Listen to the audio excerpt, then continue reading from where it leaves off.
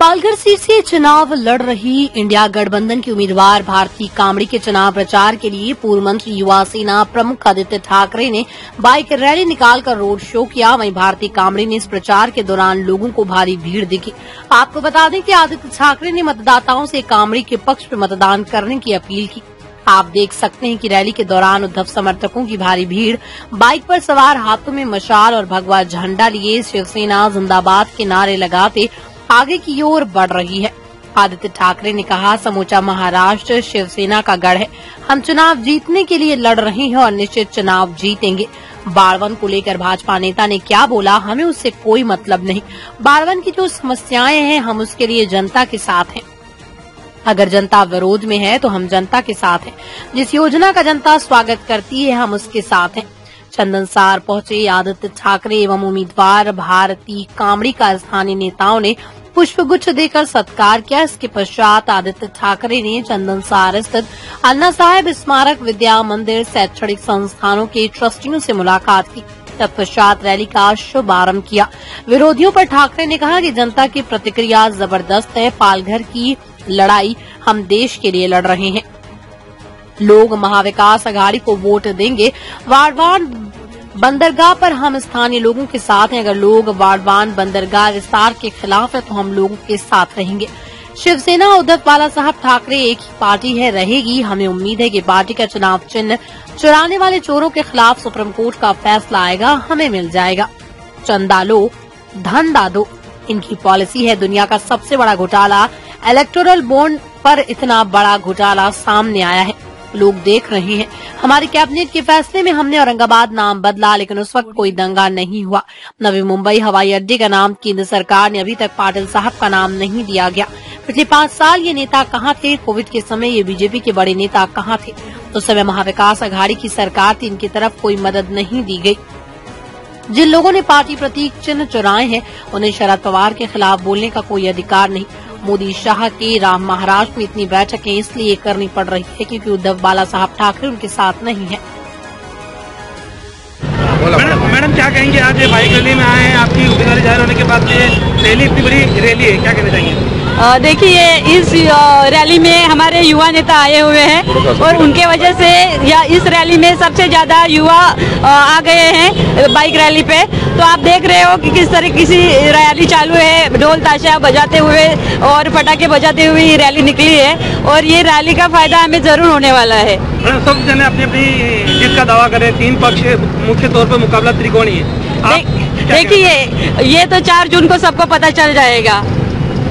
आपने इससे पहले कहा था कि आपकी जीत निश्चित है, आपको पक्का 101% हमारी जीत निश्चित है।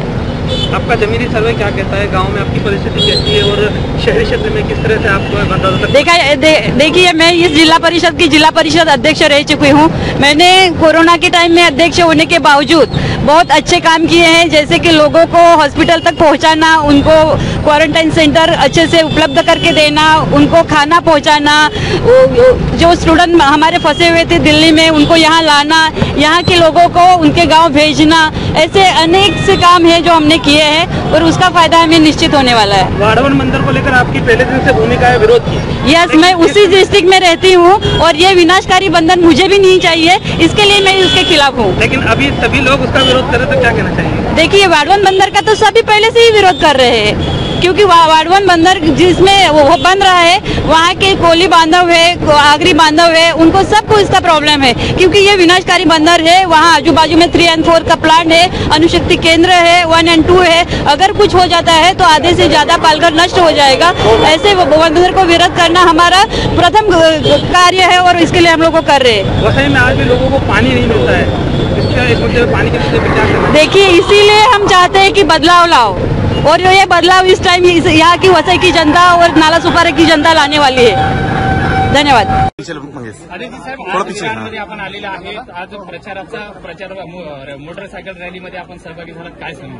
आता आपण पाहताय लोकांचा प्रतिसाद खूप चांगला आहे। येताना असं देखील अनेक लोक भेटत होते, बोलत होते, जिथे ट्रॅफिकमध्ये अडकले तिथे पण लोक गाडीपाशी येऊन बोलत होते माझ्याशी। मला वाटतं हाच एक अंदाज आहे महाराष्ट्रभरात की महाविकास आघाडीला जास्तीत जास्त सीट मिळणार। ओके, मग पालघरच्या बाबतीत आपण काय सांगणार? पालघरमध्ये तिरंगी लढत होत असताना आपल्याला पाहायला मिळत आहे आणि लढत तिन्ही किती रंगी झाली तरी आपण पाहाल आम्ही देशासाठी लढत आहोत आणि महाविकास आघाडीचे जे उमेदवार आहेत त्यांना मतदान होईल. दादा, जिथून ही सुरुवात केली जाते हा भव्याचा गड बोलला जातो आणि त्यात आता महाराष्ट्र मवियाचा गड आहे.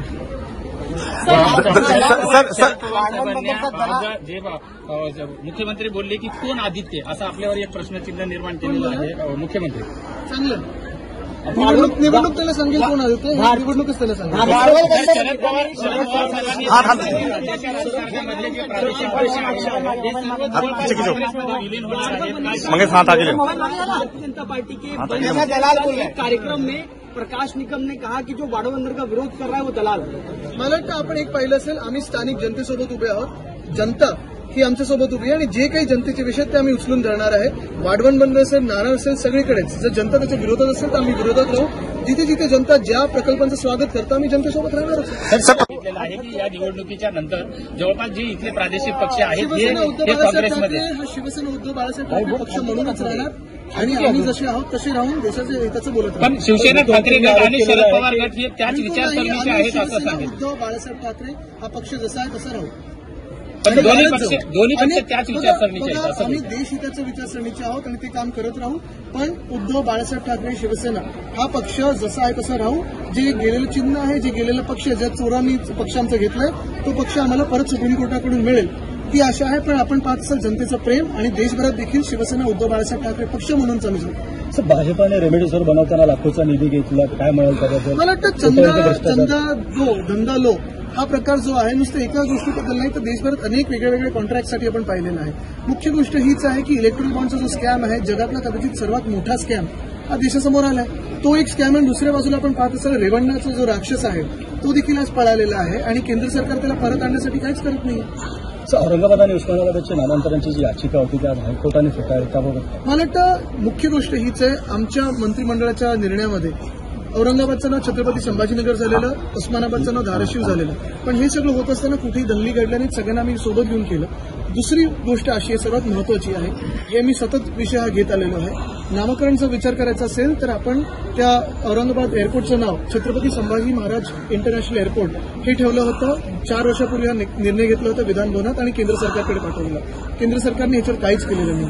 नवी मुंबई विमानतळाचं नाव श्री दिबा पाटील आंतरराष्ट्रीय एअरपोर्ट हे दिलं होतं पण ते अजून मान्य केलं नाही केंद्र सरकारने. पण अयोध्येमध्ये नाव बदललेलं आहे, गोव्यामध्ये नाव बदललेलं आहे. म्हणजे हा महाराष्ट्राला असा का ही वागणूक मिळत आहे केंद्र सरकारकडून किंवा भाजपाकडून हा प्रश्न आहेच. आदित्य साहेब, 3 टप्प्यामधलं आता इलेक्शन संपलेलं, मतदान संपलेलं आहे. परंतु आता जे 4थ्या टप्प्या 5व्या टप्प्यामधलं जे मतदान आहे त्यामध्ये प्रत्येक ठिकाणी अमित शहा आणि नरेंद्र मोदी हे प्रचार घेत असताना आपल्याला दिसतात. आज 13 तारखेला कदाचित अमित शहा आणि पंतप्रधान मोदींची सभा लागण्याची शक्यता आहे. काय याचा संकेत काय? आपण महाराष्ट्राची जनता म्हणून हा विचार करायला पाहिजे की गेल्या 5 वर्षात हे मोठे नेते कुठे होते, आपल्या राज्यात का नाही आले. कोविडच्या काळात जेव्हा इथे महाविकास आघाडीचं सरकार होतं आपण पाहिलं असेल हॉस्पिटल बांधण्यापासून ऑक्सिजन प्रोव्हाइड करण्यापर्यंत जेव्हा कोविडचं काम आपलं चालू होतं किंवा टोकतेसारखं वादळ येऊन गेलं तेव्हा हे भाजपचे मोठे नेते देशात जे मंत्रिपदांवर वेगळ्या गुजरातला गेले तिथे 1,500 कोटीचा त्यांनी फंड दिला, महाराष्ट्राला 1 रुपया दिला नाही.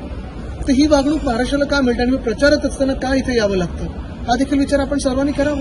पण आता मोदीजींच्या ज्या सभा वाढल्या जात आहेत त्यामुळे त्यामधले काय संकेत वाटतात? कारण उद्धव बाळासाहेब ठाकरे ही व्यक्ती त्यांच्यासोबत नाहीये म्हणून त्यांना दुप्पट तिप्पट सभा घ्यायला लागतात. तरी देखील महाराष्ट्र शिवसेना उद्धव बाळासाहेब ठाकरे या पक्षासोबत राहील. सर, कालच्या शरद पवारांच्या मतदानामध्ये भेटीनंतर एकनाथ शिंदे यांनी सांगितलेलं आहे की ठाकरे गटाची शिवसेना ही काँग्रेसमध्ये बघा, विलीन होईल. पक्ष चोरांनी आणि बाप चोरांनी पवारसाहेब काय बोलले आहेत, उद्धवसाहेब काय बोलले त्याच्यावर बोलण्याचे त्यांना काही अधिकार नाहीये. हे लोक जे आहेत ते डरपूक होते म्हणून ते गुवाहाटी गोवाला वगैरे पळून गेले होते, त्यांना बोलण्याचा अधिकारच नाही. देखते रहिए हमारे साथ नवयुग शक्ति न्यूज और ऐसे ही लेटेस्ट खबरों के लिए सब्सक्राइब करें चैनल को और फॉलो करें हमारे फेसबुक पेज को.